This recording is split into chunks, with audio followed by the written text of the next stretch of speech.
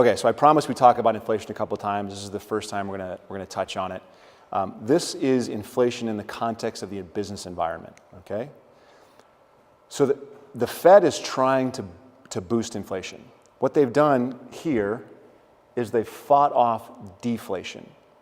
Do you remember why deflation is scary?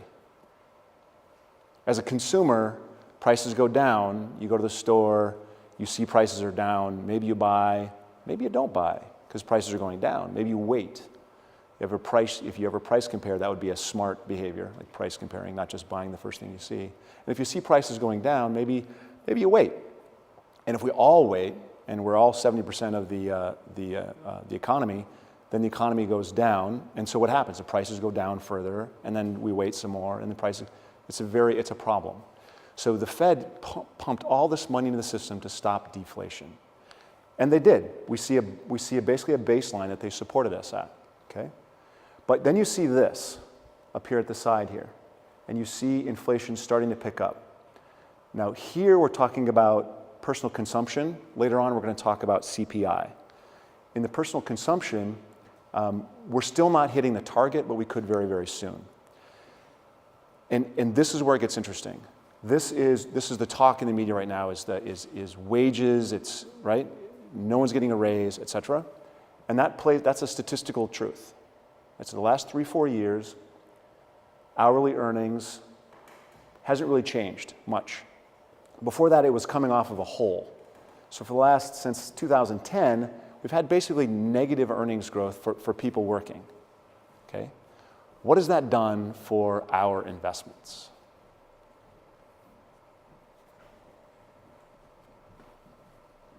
I can stand here for a long time. If consumption is 70% of the economy and people don't make more wages. Eventually, that's what it does for that. Eventually it hurts. In the immediate term, companies slash costs, support their earnings, stay in business, support their earnings, are profitable. We've seen profit margins hit levels that we've never seen before. And they've been slowly, steadily continuing to creep up. Margins are incredible right now. Corporate America is loving this, okay? But, and this is important right here, 2013, 2014, wages and salaries, they're expecting CFOs, you ask a bunch of CFOs, are wages going up, wages going down? Wages are going up. They have to pay more to get talent. And look at this last one here. I keep trying to use this, employment. So in 2013, in June, they were expecting, 0.75% increase in their employment, numbers of people working for them. Now it's approaching 2%, looking forward. So they're expecting to increase their workforce maybe by 2%. So if they have to pay more, and they plan on hiring more people, what do they have to do? What do they have to do to make sure their margins are protected? Their firm's product prices have to go up. And so they're anticipating an increase in product prices. The products they manufacture will have to be up in price. The question is, will the economy support that? Will the consumer still buy those products? Or will we trade down into something different or trade across to another firm? Or so that we always have the choice, we always have the option, and they have to plan looking forward. So there has been no wage inflation, which has been incredible for companies. They have cut to the bone, they have done everything they can to reduce it. At the same time, revenues they haven't really been able to boost revenues very much. The only way they can do that is by hiring, and so they've done a lot of things. We'll talk about what they've done with cash in about 10 minutes. But this is an important factor that we may see wage increases starting to pick up, okay? Housing, it's fantastic. Housing is incredible. Here, incredible. Even in places like Florida and Arizona, it's getting better. It's getting better and better and better. Housing, automobile sales. Best it's been in 87 months, 16.7 million cars. So we have a 10-year-old Prius. What we've learned is if you have a Prius, you get 40 miles per gallon when you get, 40 miles per gallon when you get it. And then the battery slowly dies on you. A few cells die, and now we're getting 30 miles per gallon in our Prius. So our average miles per gallon is going down. So we're actually thinking, okay, before this is worth nothing, we need to transfer. So we're starting to look for a 10-year-old Prius. How do we replace that? And that's something that I think you can talk to a lot of folks, and you can find people that are waiting to replace things. They're holding on to things longer than they did in the past, and that we're starting to see improve. So that's doing well. Jobs. For the first time since late 1990s, we've had 4 consecutive months of 200,000 plus job creation. First time since 1990s. Okay? Not even during the housing boom in 2007, 6, 7, 8 did we see this.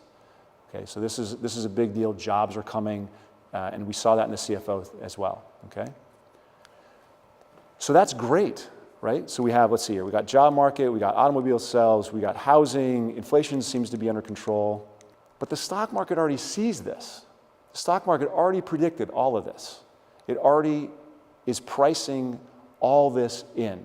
Like the market is incredibly efficient. So what we have is PE ratios. Right here, you see an aggregate. This is the aggregate PE ratio for the S&P 500. This is the median stock in the S&P 500. It's just 2 different middle comparisons. So the current is 16 and 17.2 versus a history 5, 10, 35 year, which is basically 13 or 14 times.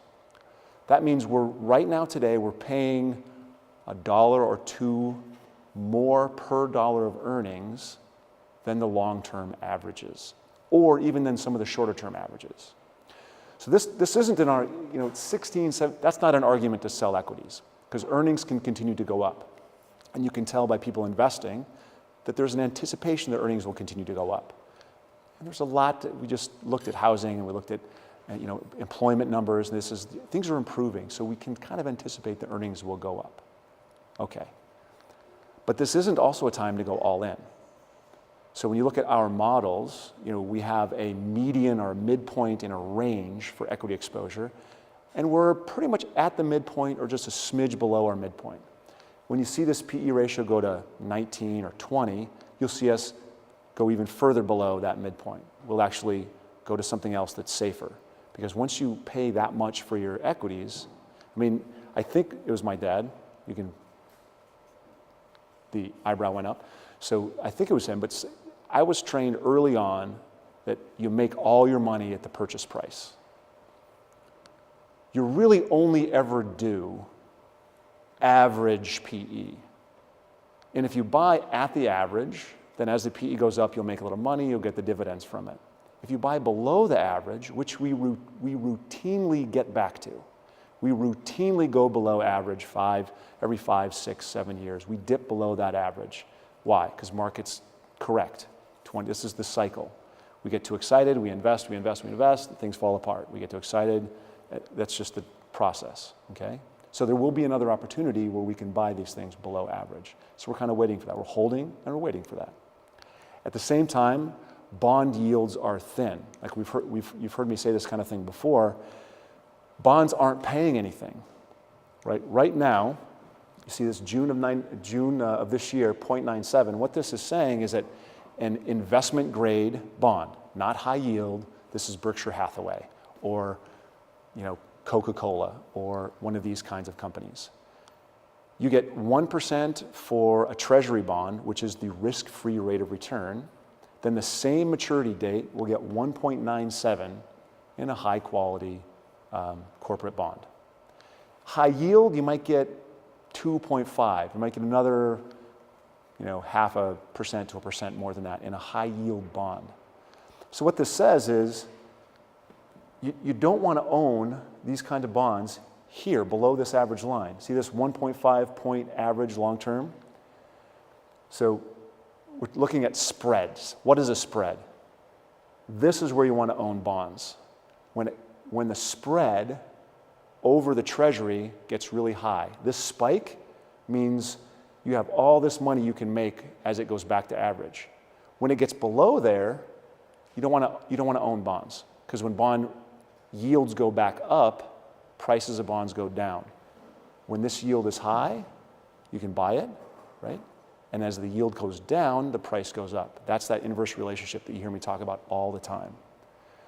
So there's a research paper that was done recently that talked about high yield bonds versus equities in the last 5 years. And if you had to guess, which do you think would have outperformed? High yield bonds or US equities?